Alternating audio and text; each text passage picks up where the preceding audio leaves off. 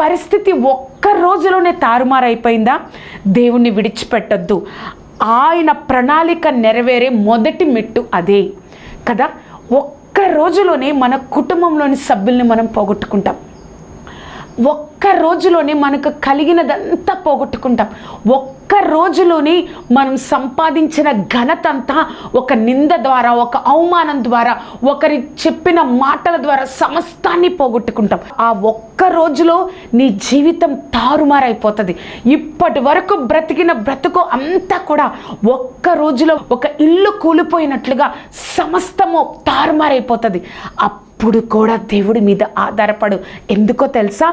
ఆయన దైవిక ప్రణాళిక, దేవుడి యొక్క దైవిక ప్రణాళిక నెరవేరడానికి అదే ఒక మొదటి మెట్టు అని దేవాది దేవుడు ఈరోజు మనతో మాట్లాడుతున్నారు కదా. యోసేపు ఒక్క రోజులోనే తన జీవితం తారుమారైపోయింది. ఆ రోజు యాకోబు పిలిచి, యోసేపు మీ అన్నలకు, మీ అన్న సహోదరులకు ఆహారం తీసుకెళ్ళు యోసేపు అని చెప్పినప్పుడు సంతోషంగా ఎంతగానో ఆ యొక్క సహోదరుల దగ్గరకు వెళ్ళారు. వెళ్ళిన తర్వాత ఒక్క రోజులోనే తారుమారైపోయింది. నిన్నటి వరకు తనకు సమృద్ధైన ఆహారం, సమృద్ధిగా ఉంది, ఏది కావాలంటే అది వారి యొక్క తండ్రి గారు తనకి అన్ని సమకూర్చేవారు. కానీ అక్కడ ఐగుప్తుకు వెళ్ళారు, బానిసగా మారిపోయారు. ఆహారం కూడా దొరకని స్థితిలో, ఒక బానిస స్థితిలో యోసేపు మారిపోయారు. ఒక్క రోజులోని జీవితం అంతా తారుమారైపోయింది. ఒక్క రోజులోని సమస్తము అయిపోయింది. కానీ ఆ యొక్క జీవితంలో ఎంత తారుమారైపోయినా, అయ్యో నేను చిన్నప్పటి నుంచి దేవుడికి ప్రార్థన చేస్తున్నానే, నా తండ్రి ఎంతో దేవుడి మీద నమ్మకం ఉంచాలని చెప్తూ ఉన్నారు, కానీ దేవుణ్ణి కలిగి ఉన్నా కూడా, దేవుడి మీద నమ్మకం ఉన్నా కూడా, దేవుడి ఎందు విశ్వాసం ఉన్నా కూడా నా జీవితం ఏంటి ఇలా అయిపోయిందని యోసేపు ప్రశ్నించుకోలేదు. కానీ దేవుడి మీద ఆధారపడ్డాడు. దేవుడి మీద ఆధారపడ్డాడు. ఒక్క రోజులో నా జీవితం తారుమారైపోయింది, కానీ నేను దేవుడి మీద ఆధారపడతాను. నిజంగా యోసేపు ఐగుప్తు దేశానికి వెళ్ళకపోతే, తారుమారు అవ్వకపోతే తన జీవితం ఒక ప్రధానిగా అయ్యేవాడా? ఒక్క రోజులని తన జీవితం తారుమారయ్యి దేవుడి మీద ఆధారపడకపోతే ప్రధానిగా అయ్యి సమస్త దేశాలకు ఆ యొక్క కాలంలో ఆహారాన్ని ఇచ్చేవాడా?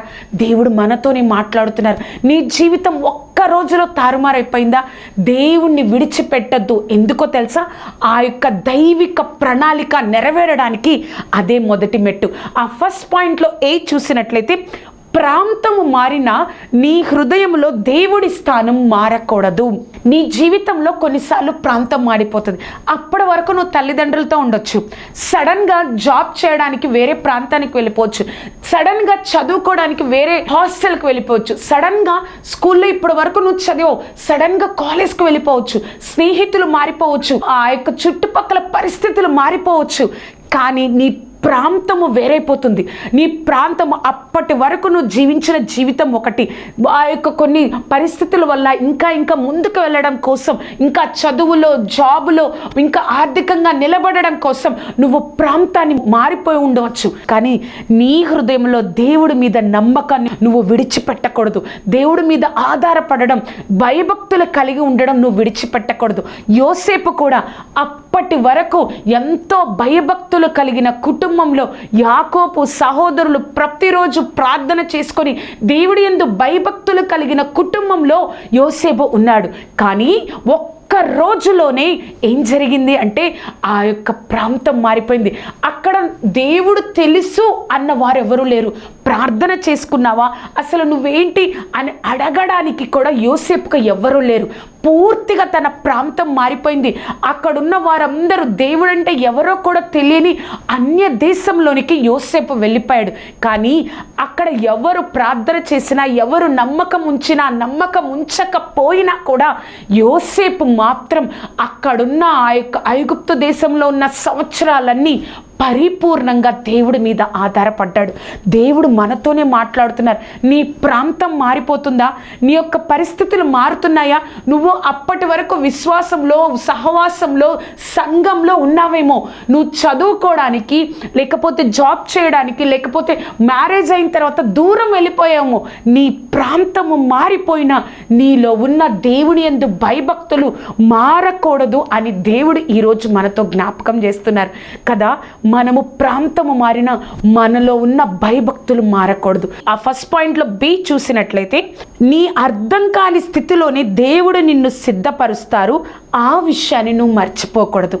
చాలాసార్లు మన స్థితి మనకు అర్థం కాదు కదా.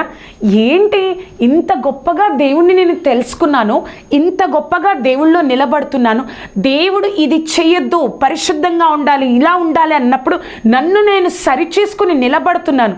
కానీ ఈ అర్థం కాని స్థితి వచ్చేసిందేంటి? ఆ అర్థం కాని స్థితిలోనే దేవుడు తన యొక్క దైవిక ప్రణాళిక కోసం నిన్ను సిద్ధపరుస్తూ ఉంటాడు. ఆ సిద్ధపరుస్తూ ఉన్నప్పుడు నువ్వేం చేయాలో తెలుసా? ఆ విషయాన్ని నువ్వు మర్చిపోకుండా, దేవుడు నన్ను సిద్ధపరుస్తున్నారు, నేను సిద్ధపడాలి అన్న జ్ఞానము, అన్న దైవిక జ్ఞానము నువ్వు నేను కలిగి ఉండాలని ఆ గొప్ప దేవుడు మనతో మాట్లాడుతున్నారు. యోసేపు జీవితం అర్థం కాలేదు.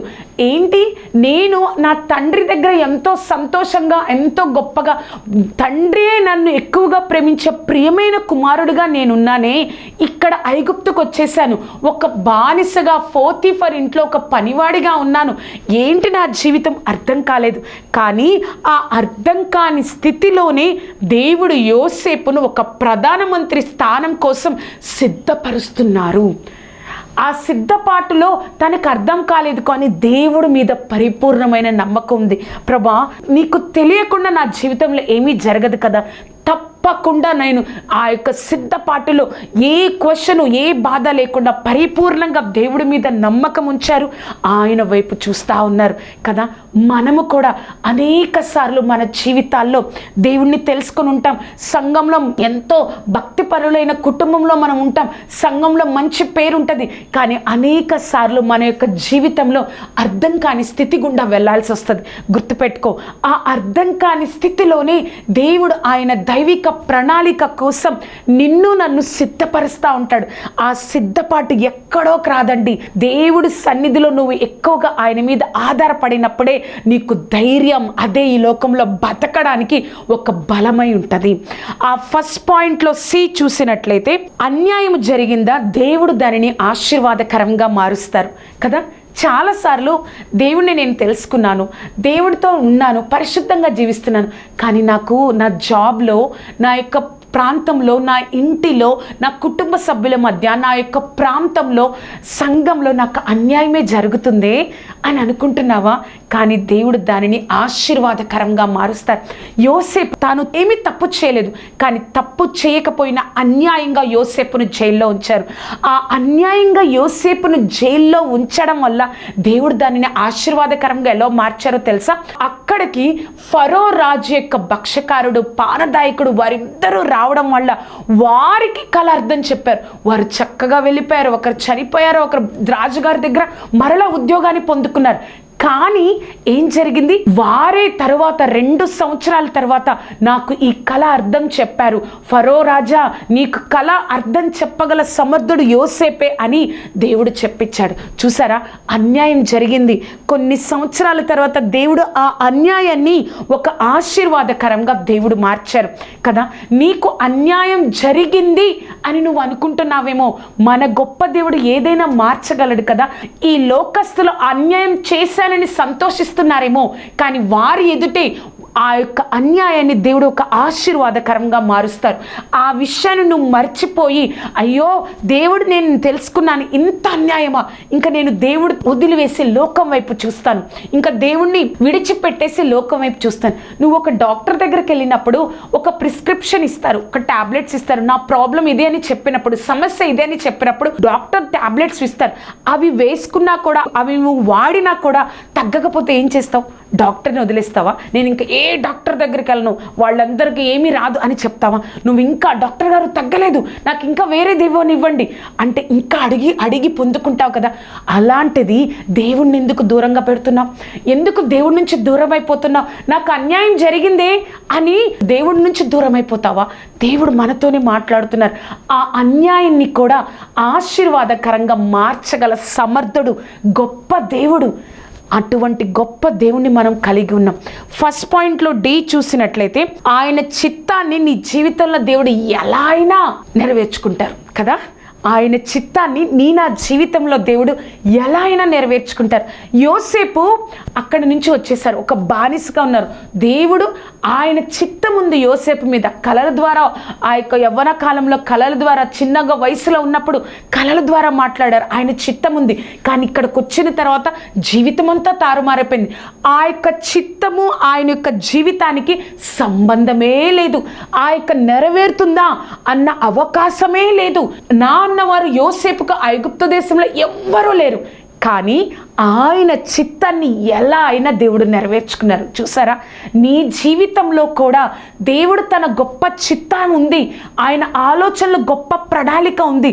నేను జీవిస్తున్న జీవితం ఏంటి, కానీ దేవుడు నాకు ఇచ్చిన వాగ్దానం ఏంటి, నేను జీవిస్తున్న జీవితం ఏంటి, దేవుడి చిత్తం నా ఎడలు ఇలా ఉంది కదా, అసలు నేను చనిపోయేలోపు ఆ చిత్తం నా జీవితంలో జరుగుతుందా, నేను చనిపోయేలోపు ఆ వాగ్దానం నా జీవితంలో జరుగుతుందా అని నువ్వు అనుకుంటా ఉన్నావేమో.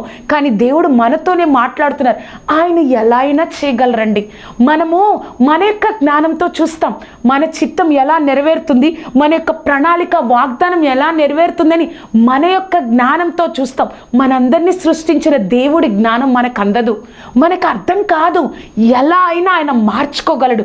వాగ్దానం అనేది నువ్వు చూసుకొని అయ్యో నన్ను దేవుడు చేస్తాన్నాడు ఎప్పుడు అని నువ్వు ఒక కార్డ్లోనో, ఒక ప్రామిస్ కార్డ్లోనో, బైబిల్లో చూసుకొని సంతోషించడమే కాదు, ఆ యొక్క విషయాన్ని నిజంగా చేసి అనుభవించేటట్లుగా చెయ్యగలిగిన సమర్థుడు మన దేవుడు. ఆ గొప్ప దేవుణ్ణి నువ్వు నేను కలిగి ఉన్నాం కదా, ఆయన చిత్తాన్ని ఎలా అయినా నెరవేర్చగలడు. యోసేపుకి కలలు వచ్చాయి, ఆ చిత్తం నెరవేరడానికి అవకాశమే లేదు. కానీ దేవుడు ఐగుప్తు దేశానికి తీసుకెళ్ళి ఆయన చిత్తాన్ని నెరవేర్చుకున్నాడు. అంత గొప్ప దేవుణ్ణి నువ్వు నేను కలిగి ఉన్నాం.